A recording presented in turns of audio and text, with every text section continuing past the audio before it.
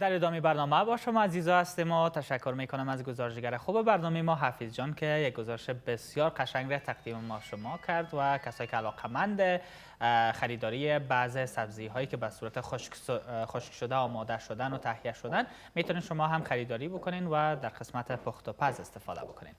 خب بیننده های عزیز، در این لحظات برنامه هم روی موضوع جویدن دندان ها در خواب میخوایم صحبت بکنیم. تعداد از کودکان و یا هم تعداد از بزرگسالان ممکن که چون این حالت را داشته باشن و تجربه میکنن، ولی به مرور زمان میتونه که آسیب های بسیار جدی در قسمت دندان هایشان ایجاد بکنه. اینکه چرا بعضا افراد دندان های خود را در خواب میجوند و چطور این مشکل را درمان بکنن، تمام این موارد را صحبت میکنیم با دکتر صاحب محترم نصرت الله نصرت، معالج امراض جوف دهن و دندان که همین لحظه در استودیو با ما هستند.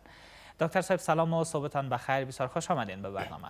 سلام خدمت شما، سلام خدمت همه بینندگان و شنوندگان شما. صبح هموطنان ما بخیر باشه. بسیار تشکر، خوشحال هستم از حضور شما در برنامه.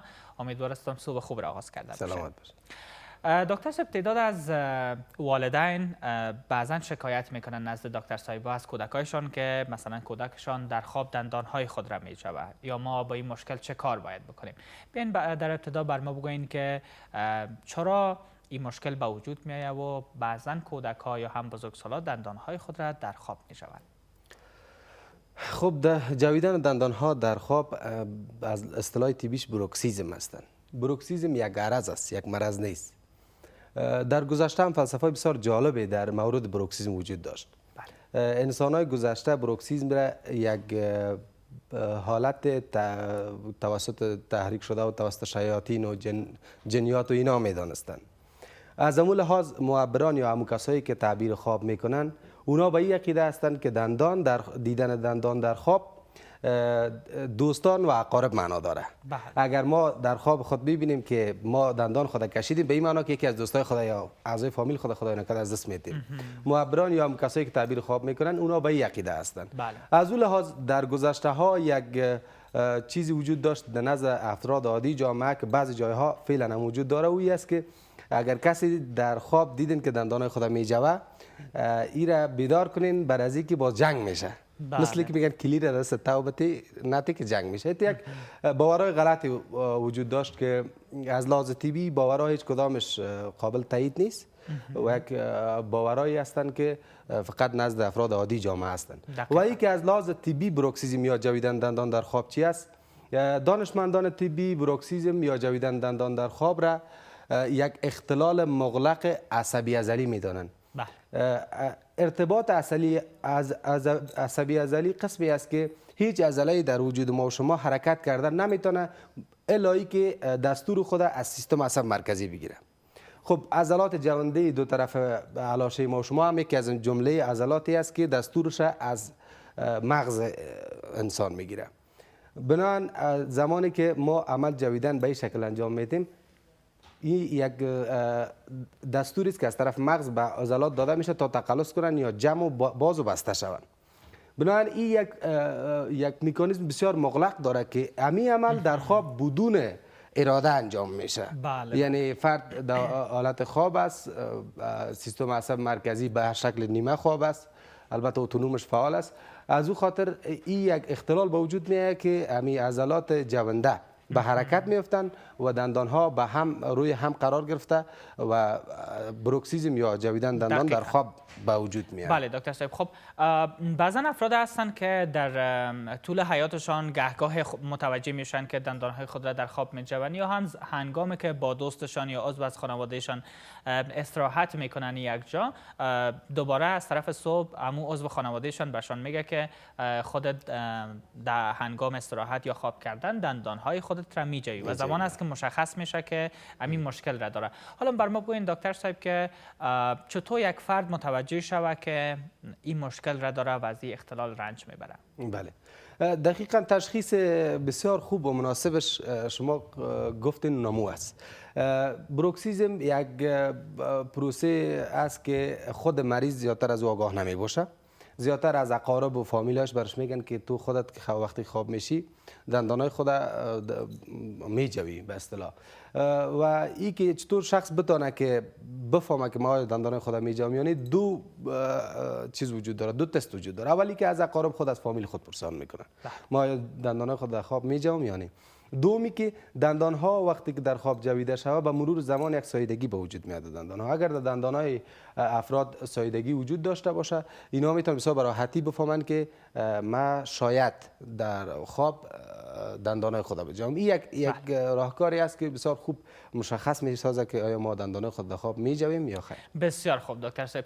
و حالا در مورد راه‌های وقایع از جویدن دندان بر ما بگوین که اگر ما از اختلال رنج میبریم یا کسی که مصاب می باشه چه کارهایی را باید انجام بده که در هنگام خواب از جویدن دندانهایش بالاخره یک مانع و جلوگیری ایجاد بکنه؟ بله، قسمی که میفهمین در جلوگیری راههای حل جلوگیری مهمترین چیز عوامل است که ما عاملش بفهمیم که چی عامل سبب شده که فرد در خواب دندان خود میجوه. عوامل جویدن دندان در خواب در ابتدا گفتم که یک پروسه مغلق عصبی ازلی است که مکانیزمش آنقدر 100% تا دانشمندا به یک مکانیزم خاص نرسیدن، اما عواملی میتونه زی دخل باشه دی. از جمله عواملی است که فعالیت های بیش از حد روزانه ذهنی، استرس و اضطراب دیگه عاملش است. نبودن بستر خواب راحت که یکی از عوامل دیدن خواب‌های ناراحت کننده هم نبودن بستر خواب راحت است. برای اینکه هرگاه سر در موقعیت قرار بگیره که شرایطی که از گردن عبور کرده و به عصب خون رسانی میکنه اینا نتونه درست خون رسانی بکنه، سیستم عصبی خون برش درست نمیرسه. وقتی که در سیستم عصبی خون درست نرسید مجبور به تصویر سازی میشه. این تصویرها را وحشتناک میسازه تا اینکه فرد بیدار بسازه که جای خود تغییر بده که یک حکمت و پروردگار بزرگ است بر جلوگیری از یا. خب دیگه عاملش سن است. معمولا جویدن دندان در خواب در اطفال بیشتر است چون اینا روز در بازی و اینا زیاد هستند و همچنان از لحاظ فکری و مغزی هم به تکامل کامل خود نرسیده، بنابراین یک اختلال به وجود میاد که دندانه خود در خواب میجوند. دیگه عاملش که است استفاده از دواهاست، مخصوصا دواهایی که برای مشکلات عصبی به کار میره. بعضی دواهایی در مشکلات عصبی استفاده میشه که او یک مشکل پیوند عصبی ازلی به وجود میاره که امی عضلات جوانده ما را به حرکت میاره و فرد در خواب دندانای خود میجوه. دیگه عاملی که میتونه که بسیار یکی از عوامل مهمش باشه ارثی است. یک فرد نه استرس داره، نه اضطراب داره، نه فعالیت ذهنی روزانه داره، ولی ارثاً همت یک مشکله که عیناً مثل یک مشکل روانی دیگه است داره که دندانای خود در خواب میجوه. قسمی که ما در ابتدا گفتم که یک عرض است، یک مرض نیست. به چی معنا؟ یعنی مرض جای دیگه وجود داره. یکی از اعراضش اینمی است که فرد دندانه خود خواب میجوه. مثلا فرد استرس داره دندانه خود خواب میجوه. مثلا فرد مشکل روانی داره دندان خود خواب میجوه. ولی این قطعی نیست که ما هر فردی که دندان خود خواب بجوه ما او را بگیم که این مشکل روانی داره. و راههای وقایعش راحت ساختن بستر خواب است.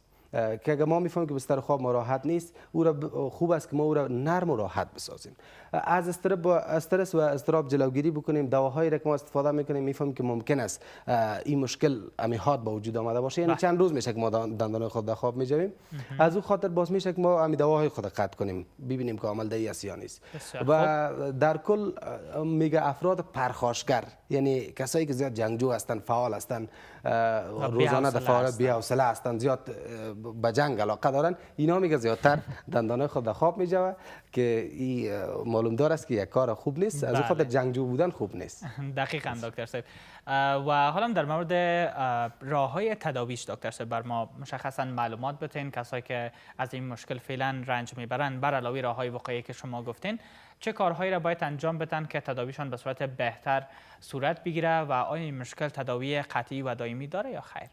بله، در تداوی جویدن دندان در خواب 3 حالت وجود داره.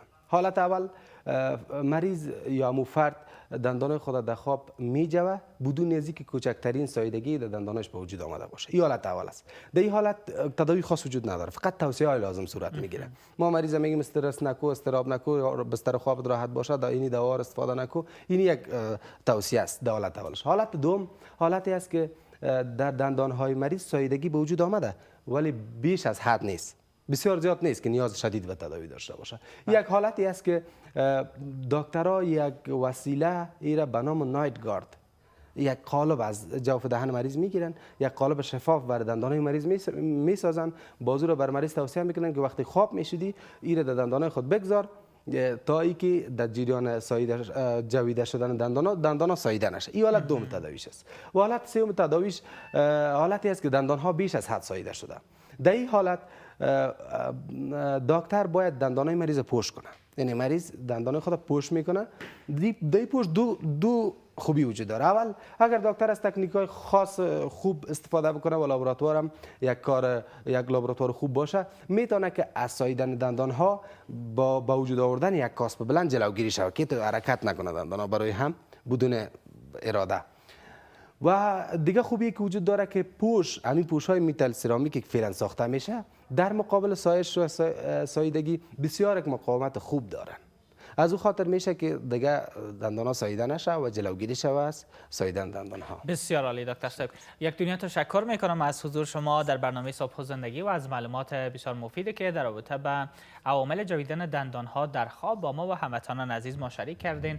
امیدوار هستم عزیزایی که از این مشکل رنج میبردن یا هم کودکایی که این مشکل را دارن والدین عزیزشان حتما نزد دکتر صاحب متخصص مراجعه بکنین، کودکانتان ببرین تا قبل از خراب شدن دندان هایشان پیشگیری و جلوگیری صورت بگیره.